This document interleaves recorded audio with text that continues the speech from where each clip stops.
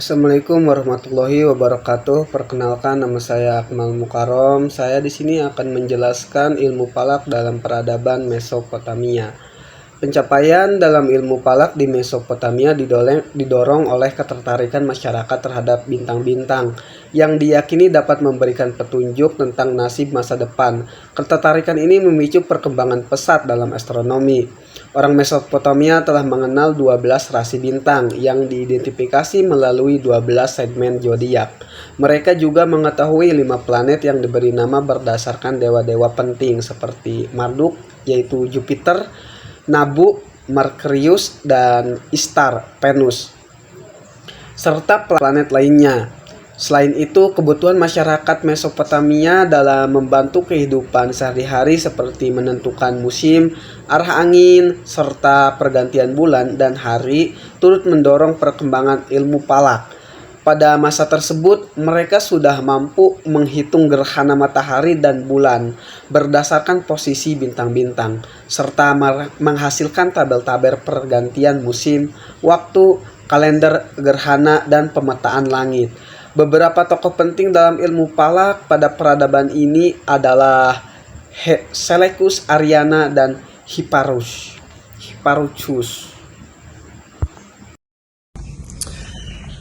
Baik, ilmu falak dalam peradaban Mesir kuno. Peradaban Mesir kuno mulai menempati lembah Sungai Nil pada tahun 5000 sampai 525 sebelum Masehi. Sejarah Mesir dibagi menjadi 5 periode. Yang pertama itu periode kerajaan lama, dan yang kedua transisi feudalisme, dan yang ketiga pertengahan, yang keempat periode dominasi Hyksos, dan yang kelima periode Imperium. Di antara 5 periode itu, periode keempat dianggap yang paling kuat dikarenakan di periode keempat itu piramida yang besar dibangun yang bertujuan untuk melindungi makam Firaun. Dan konon Nabi Musa hidup pada zaman Ramses II itu. Dengan pemerintahan yang absolut, seluruh aset negara maupun kekuasaan itu berada pada tangan Firaun atau Ramses II ini. Dan pelanggaran-pelanggaran terhadap otoritas pemerintahan Firaun itu dianggap sebagai perlawanan terhadap dewa, dikarenakan Firaun pada zaman itu sudah dianggap sebagai dewa. Bangsa Mesir banyak menyembah para dewa, seperti dewa matahari, dewa Ra, dewa banyak dan lainnya. Nah, ilmu falak berfungsi pada zaman Mesir kuno ini untuk menentukan waktu-waktu ibadah terhadap para dewa. Oke, selanjutnya itu ada materi ilmu falak pada peradaban Yunani. Pada abad ke-6 sebelum Masehi, ilmu falak mulai berkembang di Yunani kuno. Ada seorang tokoh yang bernama Thales. Beliau itu dianggap sebagai pelopor ilmu falak di wilayah tersebut. Nah, Thales itu tuh berpendapat bahwa bumi merupakan dataran yang luas. Namun, pendapat tersebut itu dibantah oleh Pythagoras yang menyatakan bahwa bumi itu bulat. Salah satu penemuan terbesar Thales adalah kemampuannya dalam memprediksi gerhana matahari. Menurut astronom modern, gerhana yang dimaksud itu terjadi pada 28 Mei 583 sebelum Masehi. Meskipun belum tentu perkiraan Thales itu sesuai dengan tanggal tersebut, tapi itu telah meramalkan gerhana itu setahun sebelumnya. Ilmu falak atau astronom mendapatkan kedudukan yang sangat penting dan luas di Yunani pada masa keemasan ilmu pengetahuan.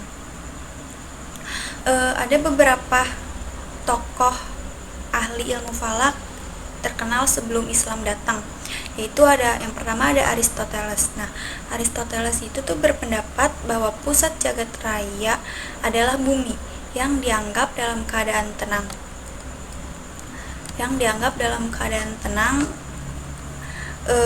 Tidak bergerak, tidak berputar. Menurutnya, semua benda langit mengitari bumi dengan lintasan berbentuk lingkaran.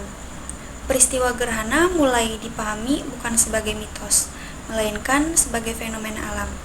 Pandangan ini mengarahkan manusia untuk mengikuti pandangan Aristoteles tentang geosentris, di mana bumi menjadi pusat peredaran benda-benda langit. Lalu yang kedua itu ada Aristarchus. Aristarchus mengemukakan teori heliosentris yang menyatakan bahwa bumi berputar mengelilingi matahari. Meskipun teori ini tidak mendapatkan dukungan pada masanya, kemudian itu akhirnya terbukti benar. Terus yang ketiga itu ada Hipparchus. Hipparchus itu tuh berpendapat bahwa bumi adalah diam dan seluruh benda langit nyala yang bergerak. Nah, yang keempat itu ada Claudius Ptolemaeus. Nah, Ptolemaeus itu mengusung pandangan geosentris yang mirip dengan pendapat Aristoteles. Nah, ia menyatakan bahwa benda langit seperti bulan, Merkurius, Venus, Mars, Jupiter, dan Saturnus itu mengitari bumi. Ptolemaeus juga menulis buku besar tentang ilmu bintang-bintang yang berjudul Sintasis. Nah, pandangan geosentris Ptolemaeus ini bertahan hingga abad ke-6 Masehi tanpa mengalami perubahan. Ilmu falak pada peradaban Cina dan Persia. Konfusius merupakan pelopor kemajuan ilmu falak dalam peradaban Cina, di mana ia berhasil memperhitungkan terjadinya gerhana. Diperkirakan bahwa bangsa Tiongkok juga telah melakukan kajian dan perhitungan terhadap fenomena astronomi seperti supernova. Sebelumnya, dinasti telah menggunakan sistem penanggalan yang dikenal sebagai Konghucu. Sekitar tahun 2205 sampai 1766 sebelum Masehi, kalender ini didasarkan pada peredaran bulan dan matahari, yang kemudian dikenal dengan kalender Imlek, dan digunakan kembali oleh Konfusius pada tahun 551 hingga 479 sebelum Masehi. Pada abad pertama sebelum Masehi, muncul seorang astronomi Cina bernama Liu Xin. Ia adalah seorang bangsawan di bawah kekaisaran Han Barat dan melakukan bunuh diri pada tahun yang tidak disebutkan. Liu Xin menggantikan ayahnya, Liu Xiang, sebagai pustakawan kerajaan pada tahun 7 sebelum Masehi. Pada tahun berikutnya, ia menyelesaikan katalog Han Yuanqi yang telah dimulai oleh ayahnya dan juga menulis sebuah risalah tentang kalender yang dikenal sebagai San Tungli. Di sisi lain, Persia memberikan kontribusi besar dan berpengaruh dalam ilmu falak, terutama pada masa keemasan Islam. Ilmu falak di era Sasanid Persia awalnya lebih berfokus pada astrologi yang terlihat pada teks Jisyahrana. Ilmu falak di era Sasanid Persia awalnya lebih berfokus pada astronomi yang terlihat pada teks Jisyahryan. Teks ini merupakan koleksi observasi dan tabel astronomis benda-benda langit yang dibuat pada masa dinasti Sasanid Persia. Seiring waktu, teks ini mengalami beberapa kali kodifikasi, yaitu pada tahun 450 Masehi, 556 Masehi di bawah pemerintahan Kisra Anusirawan, dan pada tahun 630 Masehi yang dilakukan pada masa kekuasaan Yazdegerd-li. Selanjutnya peradaban pada bangsa India kuno. Nah, bangsa India kuno ini memulai peradabannya di lembah Sungai Indus, khususnya di Mohenjo-daro dan Harappa. Di daerah tersebut terdapat mitos menarik tentang alam semesta. Bangsa India percaya bahwa bumi ini datar dan ditopang oleh beberapa gajah yang berdiri di atas tempurung kura-kura besar. Langit digambarkan sebagai ular kobra yang besar melingkari bumi, sementara bintang-bintang yang terlihat di malam hari dianggap sebagai sisik ular yang mengkilap. Pada 1350 sebelum Masehi, seorang ilmuwan bernama Lagada menulis naskah astronomi pertama yang dikenal sebagai Vedanga Jyotisa. Naskah ini berisi muatan religius yang berkaitan dengan ajaran agama Hindu. Selain itu, naskah tersebut mencakup kaidah untuk menentukan waktu pelaksanaan ritual kegiatan dalam masyarakat dengan tujuan untuk menentukan waktu-waktu persembahan termasuk peribadatan pada bulan baru, bulan purnama, dan peribadatan musim lainnya. Nah, dari sini banyak tokoh India kuno seperti Aitareya Brahmana sekitar 300 sampai 800 sampai 300 sebelum Masehi menjelaskan bahwa matahari tidak pernah tenggelam atau terbit, menunjukkan bahwa matahari pada dasarnya adalah stasioner atau tidak bergerak. Pada abad kelima ada juga Arbata menulis karya yang berjudul Arbatya. Ia menjelaskan sistem perhitungan yang menyatakan bahwa bumi berputar pada sumbunya. Demikian pula dengan planet-planet dan ia melakukan perhitungan terhadap gerakannya. Ia telah sangat akurat dalam memperkirakan keliling dan diameter bumi, serta menyatakan bahwa orbit planet mengelilingi matahari berbentuk elips. Hitungan harinya dimulai dari tengah malam ke tengah malam berikutnya, yang merupakan hasil pemikirannya. Mungkin Sejarah perkembangan ilmu falak pada masa Islam. Ilmu falak pada masa Rasul belum berkembang secara signifikan. Pengetahuan orang Arab terhadap benda-benda langit waktu itu masih terbatas dan penggunaan praktis, seperti untuk petunjuk arah di tengah gurun pada malam hari. Waktu-waktu ibadah ditentukan berdasarkan ruqyat, yakni pengamatan langsung terhadap fenomena langit. Dalam hal penentuan arah kiblat sejak masa Rasul, para sahabat digunakan benda-benda langit sebagai acuannya. Pada masa Khalifah Umar bin Khattab, wilayah kekuasaan Islam berkembang sangat pesat, meliputi Mesir hingga Persia. Suatu ketika gubernur Irak, Abu Musa al-Asy'ari, mengirimkan surat kepada Rasul, dan mereka mengeluhkan bahwasannya surat itu hanya mempunyai tanggal dan nama dan bulannya saja, dan mereka tidak mempunyai tahunnya tersendiri, dan mereka mengusulkan bahwasannya Islam harus mempunyai tahunnya tersendiri gitu tuh. Dari situ Umar menyetujui bahwasannya menetapkan tahun Hijriah Nabi Muhammad sebagai tahun 1 Hijriah tanggal 1 Muharram, 1 Hijriah bertepatan tanggal 16 Juli 622 Masehi. Pada masa pemerintahan Al-Mansur, dinasti Abbasiyah memainkan peran penting dalam menjadikan ilmu falak sebagai salah satu bidang yang sangat dihargai setelah ilmu tauhid, kedokteran, dan ilmu lainnya. Studi astronomi berkembang secara alami dalam konteks ibadah. Para ahli falak Muslim telah melakukan perhitungan ilmiah terkait waktu sholat, arah kiblat, rukyatul hilal, serta penghitungan dan perkiraan musim. Sejak pemerintahan Umayyah di bawah Al-Ma'mun, gerakan penerjemahan literatur ilmu falak ini dari bahasa asing dalam bahasa Arab semakin berkembang. Dalam praktiknya, Islam telah melahirkan banyak sarjana astronomi yang berpengaruh di dunia.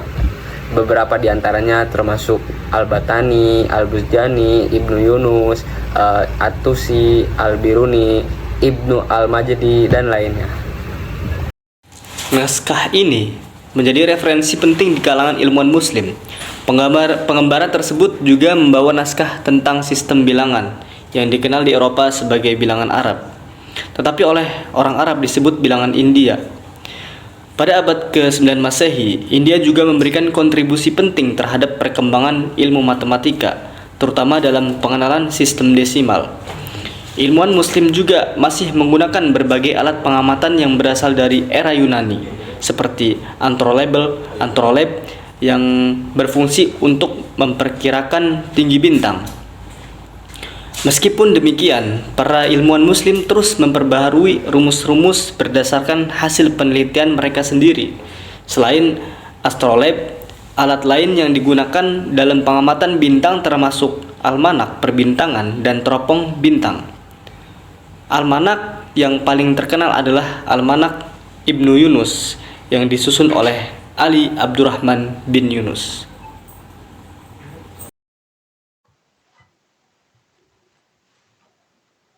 Tokoh-tokoh ilmu astronomi.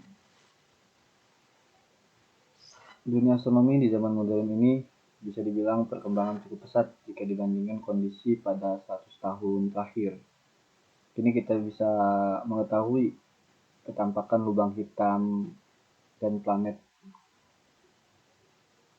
di angkasa, yang bahkan dalam 10 tahun terakhir belum kita ketahui. Namun patut diingat bahwa apa yang kita ketahui sekarang tak lepas dari kondisi atau kontribusi sekian banyak tokoh astronom dan ilmuwan. Nah, saya akan menyebutkan yang pertama itu ada Abdurrahman As-Sufi. Nah, Abdurrahman As-Sufi ini adalah seorang astronom asal Persia. Ia juga dikenal dengan nama Abdurrahman Abu Hussein, Abdurrahman Sufi, atau Abdurrahman Sufi, dan di dunia barat dikenal sebagai Az-Zofi atau Az-Zofi Arabus. Nah, pada tahun 964, As-Sufi menerbitkan sebuah karya berjudul Kitab Bintang Tetap. Nah, menurut catatan Al-Biruni, Al-Sufi ini melakukan penelitian tentang disebutnya ekliptika di Siroj. Nah, selama hidupnya ia tinggal di istana Bawaihi yang terkenal di Isfahan ya. Nah, Abdurrahman As-Sufi merupakan salah satu dari 9 astronom muslim terkenal atau terkemuka. Nah, namanya menunjukkan adanya keterkaitan dengan tradisi Sufi. Ia tinggal di Istana Emir Abdul al-Daula di Isfahan, Persia.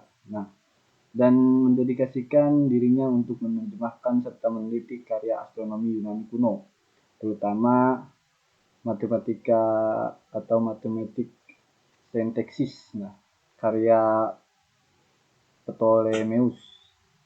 Al-Sufi memberikan beberapa koreksi pada daftar bintang Ptolemeus, dan melakukan pengukuran kecerahan serta magnitudo bintang versi dirinya sendiri.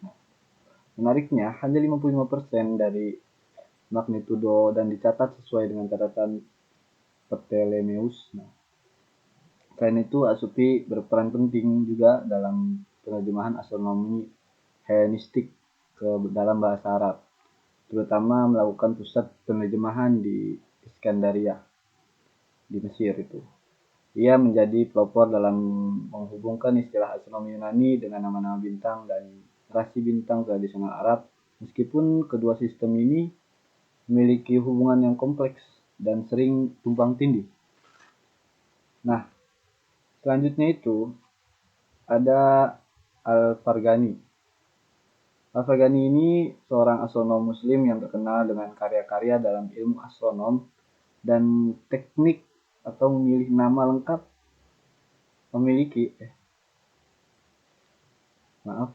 maksudnya Al-Farghani ini memiliki nama lengkap Abu Abbas Ibnu Muhammad Ibnu Khotir Al-Farghani.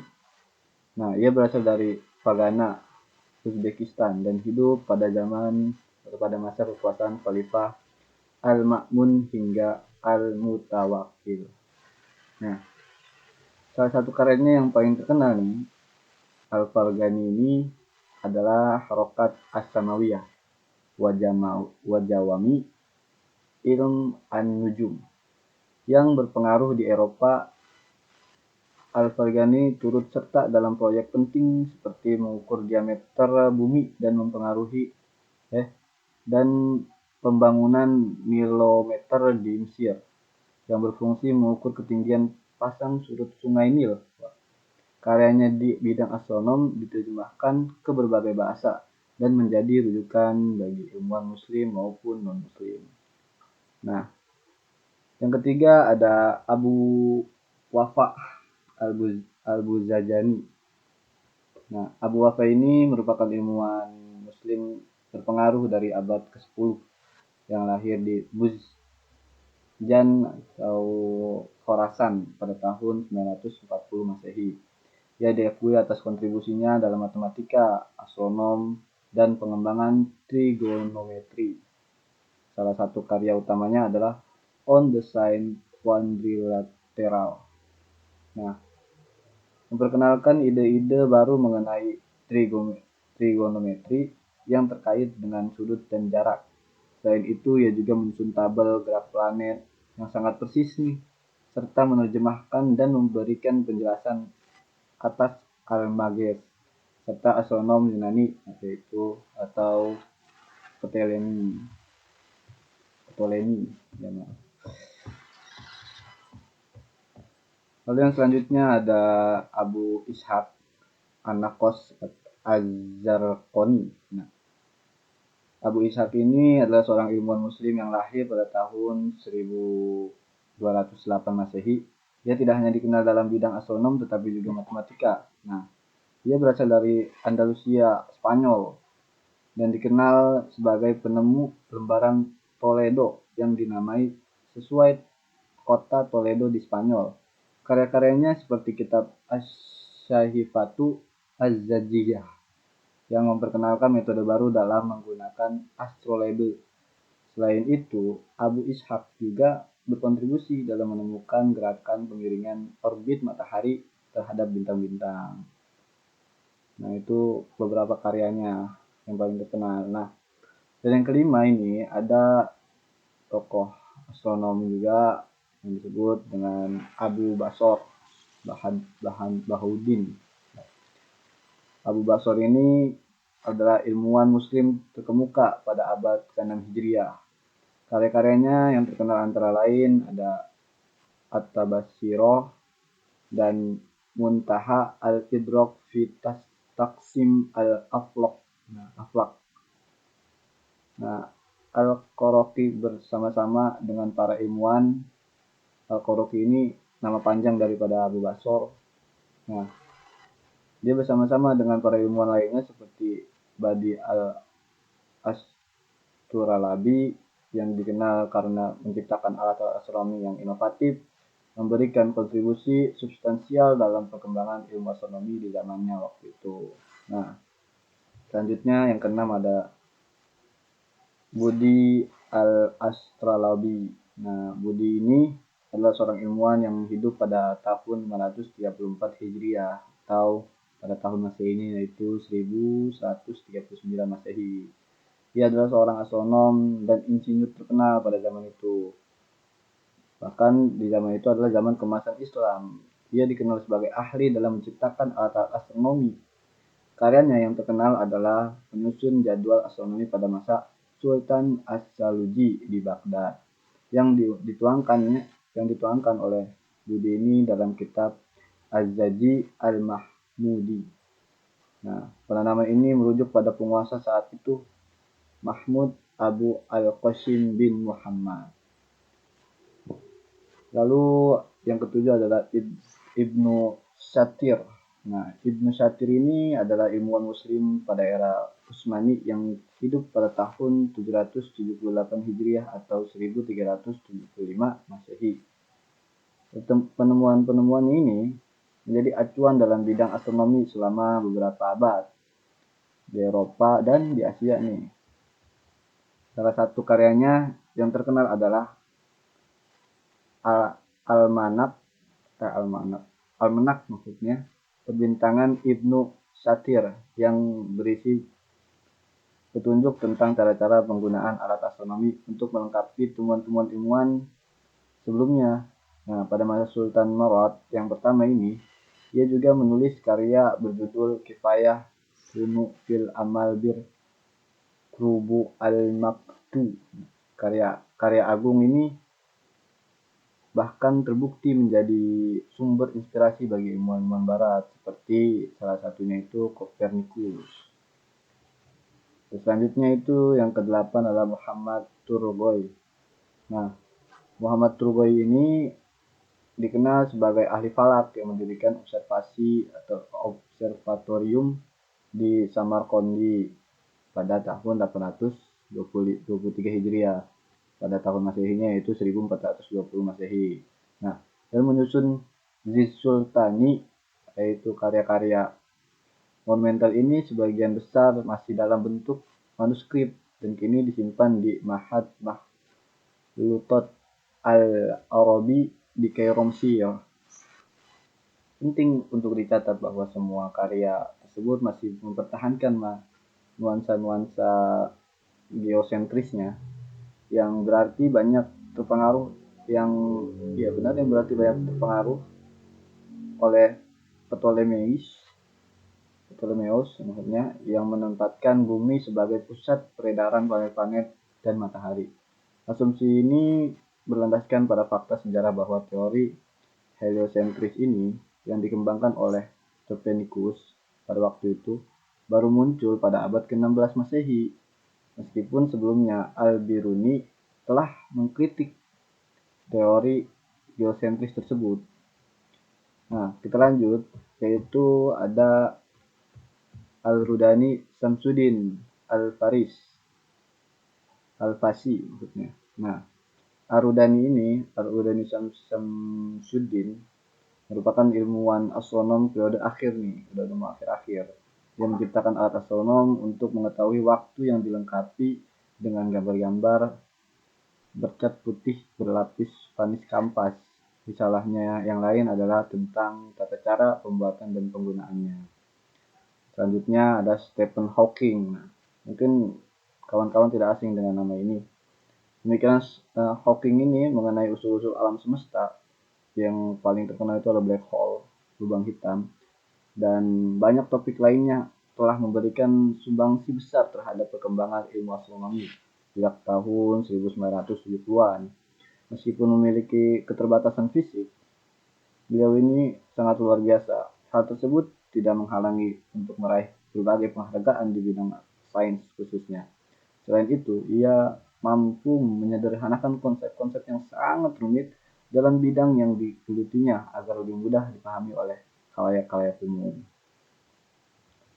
Kita lanjut, yang ke-11 ini adalah Ptolemeus nih, yang sering tadi kita sebutkan. Nah, Ptolemeus ini adalah seorang astronom, seorang matematikawan juga, dan seorang geografer juga yang berasal dari Alexandria. Ia terkenal dengan model geosentrisnya yang menempatkan bumi sebagai pusat alam semesta. Nah, konsep ini nih, karya utamanya banyak. Salah satunya adalah Almagest, adalah panduan menyeluruh tentang astronomi yang berisi tabel untuk memprediksi posisi planet dan berbagai fenomena langit. Selanjutnya ada Copernicus. Nah, Copernicus ini adalah seorang astronom, matematikawan, dan kanon Katolik asal Polandia yang terkenal karena teori heliosentrisnya. Teori ini menempatkan matahari sebagai pusat tata surya. Nah, yang banyak kita ketahui bahwa matahari adalah pusat tata surya dengan bumi dan planet lainnya mengorbit di sekitarnya.